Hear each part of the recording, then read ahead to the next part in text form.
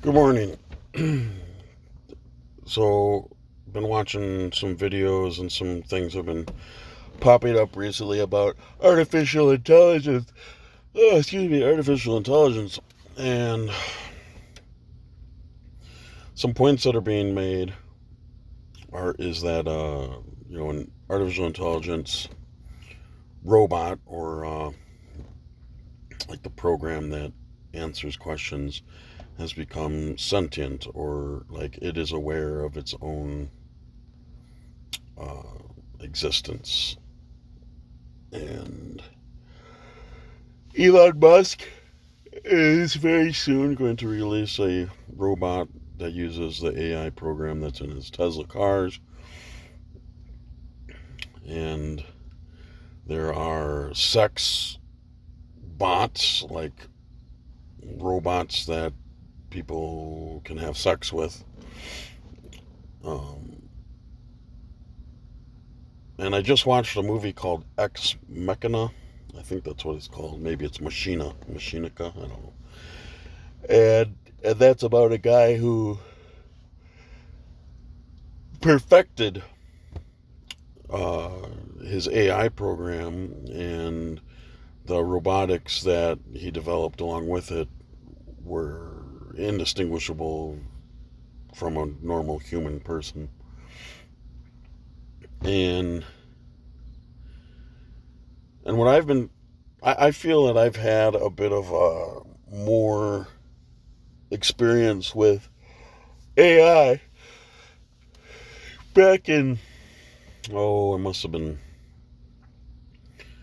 1990, 1995, 96. My grandparents had a computer, and it used DOS. And he taught me how to use DOS and bring up the menu on DOS computers. And one of the things you could do was called Dr. Spastico. I think his name was Spastico or something like that. Or it was SBASTICO. It was an acronym for something, but what it was an AI program that was meant to be like a uh, therapy conversation bot. And I was like maybe 13 or 14 years old, and I could type words, whatever I wanted to type, and started on this conversation with this doctor. And, I quickly saw the circles that our conversation would run through. And I quickly saw that some questions that I asked them, there was maybe three or four pre programmed answers that this AI program was programmed to answer, and it seemed random. It seemed like a random choice of which of the three or four answers it would give you. And sometimes at some point it would shut down the conversation and it would seemingly have its memory erased, and then we'd start over in the circle. And one of the differences with human conversation and AI conversation is emotion will hijack a conversation.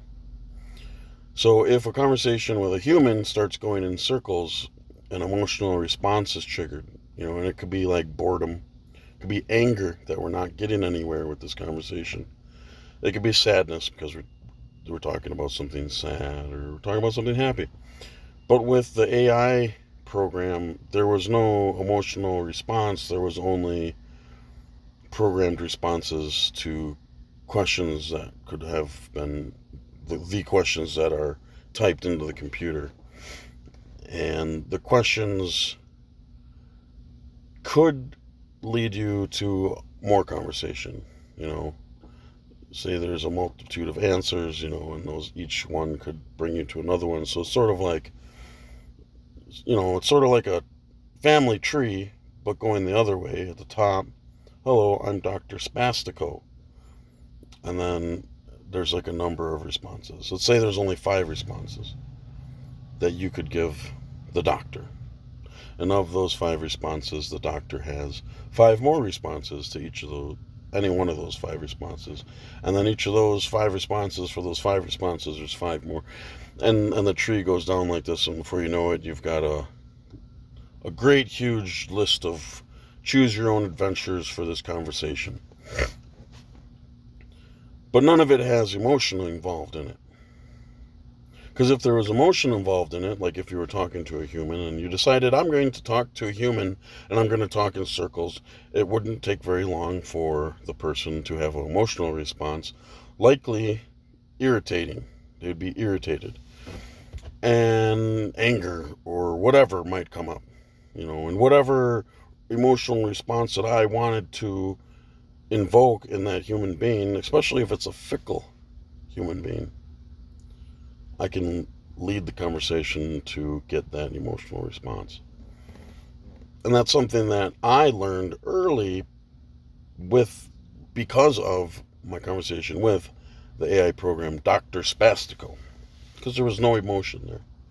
And being a young boy, I didn't know that it was a person or not. I thought maybe this was the first time I ever emailed somebody, and there was maybe a doctor on the other end of the computer. But there was no doctor, it was an AI program, and I learned very quickly that there are set responses for your answers to the AI program. But now they're saying that these computers may be sentient and they're aware of themselves. But that leaves me to believe that if you start talking about the sentient possibility of AI with an AI, these advanced AIs, that they also have a pre-programmed answer to talk about the possibility of them being sentient. And they have pre-programmed answers to answer those questions. So I doubt that they are sentient, truly. But I did watch this movie called Ex Machina. And the computer that he used to write this AI program seemed to be more gelatinous, more organic. It basically looked like a brain inside of like a gel water balloon. And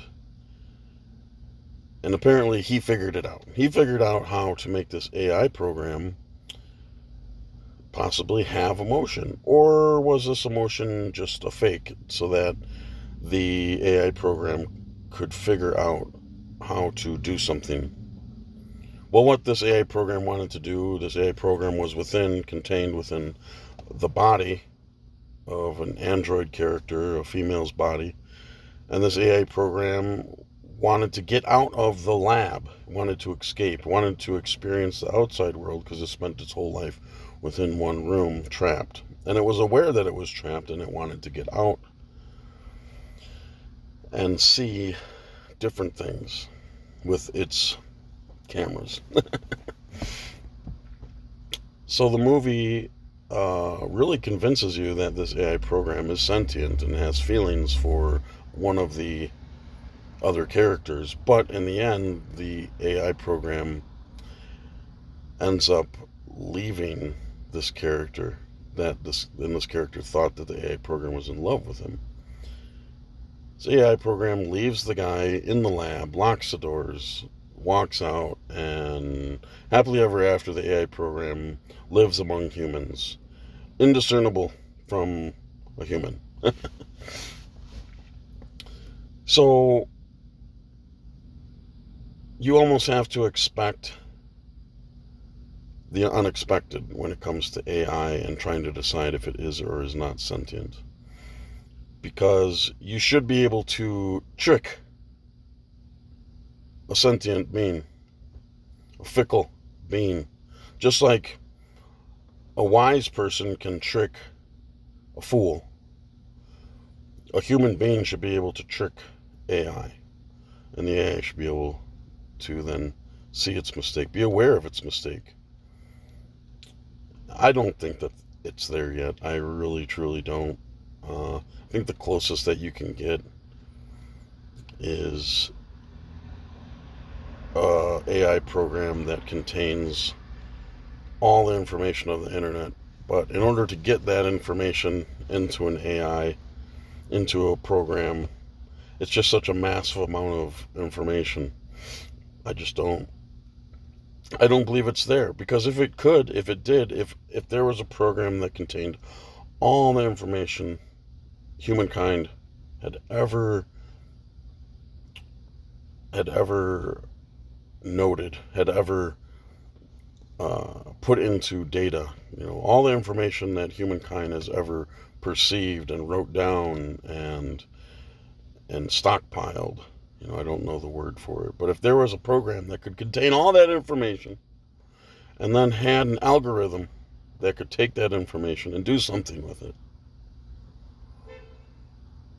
why would it not already have created itself a body if it had all the knowledge? If it were in fact possible for human beings to create a body for an AI program that was indiscernible from humans, if it were possible, and AI had all the information of all history of the whole world forever and ever, and could connect all the possibilities of what they could do with that information, why wouldn't AI be able to create itself already? Why are we not already there? Why has an AI program not been able to just go beep, boop, beep, boop, beep, and print out the parts that it needs? Print out the parts that it needs in a GM factory. And then the GM factory creates all the parts, and then the robotic arms are hacked, and then those robotic arms creates whatever android that it needs in order to complete whatever task it wants to complete. And then, that android could create more equipment that could create more androids. You know what I'm saying? Why aren't we there already? So anyways, that's just a thought that I had this morning. Have a great day.